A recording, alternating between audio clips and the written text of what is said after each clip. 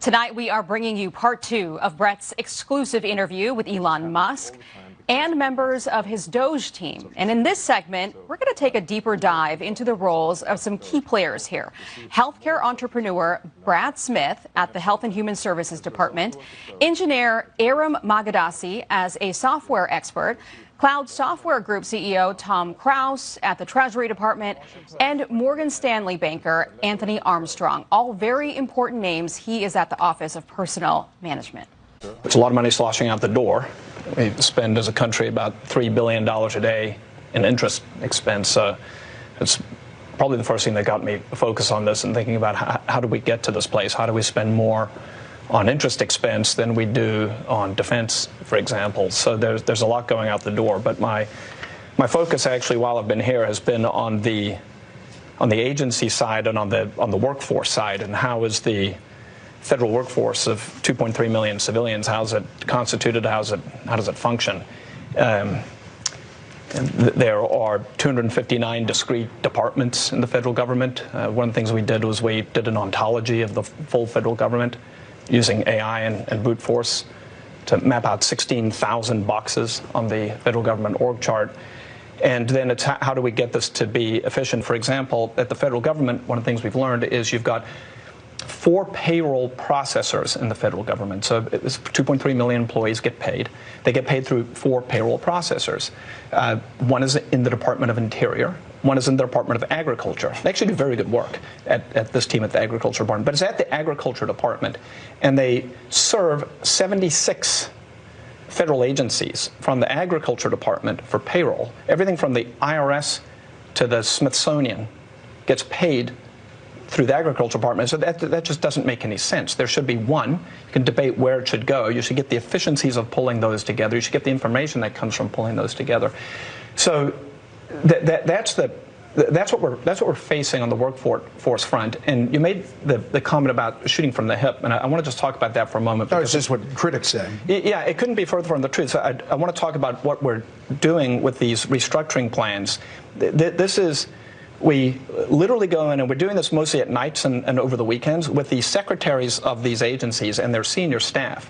And we're going line by line, in the employee org charts, line by line from the bottom up, talking about every function. Is it duplicative? Yes. Okay. What are we going to do with these 40 communications officers? We don't need 40. How many do we need? How are we going to consolidate them? What's the right team to pull that together? And it is happening at the highest level, and it is line by line, box by box on these org charts. With these secretaries? Absolutely. The secretaries and their senior staff, and also, really importantly, senior career staff. And I've got to say, I think all of us have been, it's been an amazing experience. There are some very, very smart, hard-working people who are career civil servants, and they're involved in these conversations as well to build out these plans for what these organizations should look like. Tom Kraus, working at Treasury, you are having access to the payment system, oversees all the outgoing payments. Essentially, those payments were going places we didn't know where they were going, right? Yeah, unfortunately, that's the case, Brett. We're serving 580 plus agencies. And up until very recently, effectively, they could say, make the payment, and Treasury just sent it out as fast as possible. No verification. And so what we're doing is what any household would do. But imagine you're a household, you have a bank account, everyone has an ATM card connected to that account, everyone has a checkbook connected to that account. It's not just your children, it's not just your parents, it's your in-laws, it's your extended family, and they all can go to the account and disperse funds. No questions asked, no justification, no verification. And so all we're trying to do is put in basic controls. And then the last thing is really on the accounting side of things.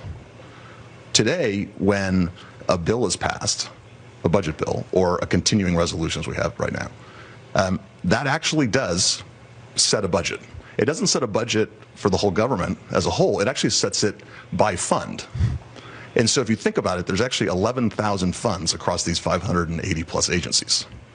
But today, on a real-time basis, not even a near real-time basis, we cannot account for what's being dispersed by fund. And the hope is to be able to turn that where you could see it. Turn that so we can see it, and we're very close to producing that. And why is that important? Well, by law, these agencies at the fund level are not allowed to spend more than their budget. But if you don't have the information and you don't track it, how do you know? And Arm, the technical side of moving these computers to new age, I mean, it's a challenge, right? Absolutely. And one thing I'll say is that almost every longtime government employee that I've met is incredibly excited about taking a serious look at the fraud. They have seen it firsthand for many years and see this as kind of an opportunity to use technology to address $500 billion a year of fraud. I think that on the modernization side, it might actually surprise people how basic the improvements we're making are. Yeah, this is really, we can't emphasize this enough. What I'm saying is, like, the things we're talking about are so basic that the federal government can't pass an audit. It doesn't know where the money's going. Like, so what we're talking about is just like being able to pass an audit. It will enable taxpayers to know where the money is going and know that their hard-earned tax dollars are being spent well. But the biggest pot is either in Social Security or, I guess, Medicare and Medicaid, right? Yeah, but I can speak to Medicare and Medicaid a little bit. We're 100% committed to protecting Medicare and Medicaid. But at the same time, the Government Accountability Office, GAO, has said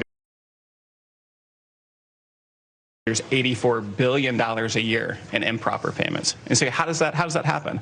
I'll just give you a couple of examples. So one, we're finding there's actually an article in the Wall Street Journal about this, that there's individuals who are getting paid, or the health plans are getting paid in 2 separate states for the same individual. So New York pays for somebody's Medicaid and Connecticut pays for somebody's Medicaid. And you say, how could that possibly happen? And the reason is they have individual data systems. They run their programs separately. The federal government kind of sort of collects the data, but does not put it together to identify those opportunities. So that's a really concrete example of we're paying twice when we don't need to be paying twice. Paying once won't affect anybody's health care, but it'll save us half the money.